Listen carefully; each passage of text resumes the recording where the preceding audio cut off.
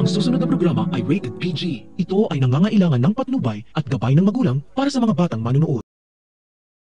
Gumuho ang mundo ni Xavier nang pagkagising niya, wala na ang mama niya sa ospital.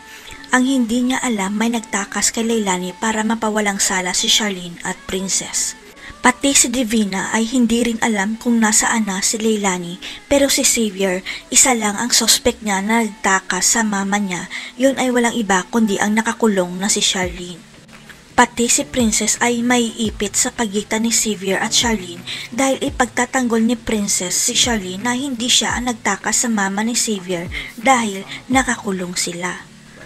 Pero habang nagkakagulo ang lahat, tahimik lang ang lolo ni Xavier na si Lolo Julio at kaibigan ni Xavier na si Justin dahil may nalalaman pala ang dalawa sa pagkawala ni Leilani. Ang hindi alam ni Xavier, habang nawalan siya ng malay, may sinuhulan si Lolo Julio para itakas si Leilani dahil nalaman niya kay Justin na nasa panganib ang buhay nito. Hindi sinasadyang malaman ni Justin ang masamang plano ni Divina, kaya humingi siya ng tulong kay Lolo Julio para iligtas si Leilani at wag na madamay pa si Xavier. Ito lang ang nakikitang paraan ni Lolo Julio para makabawi sa apo niya, pero sa pagtago nila kay Leilani, magigising na ito at magkikita sila sa isang kwarto ni Onse.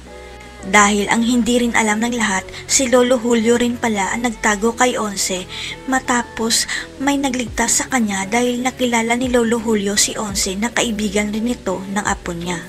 Aamin na kaya si Lolo Julio kay Xavier na siya ang nagtakas sa mama niya?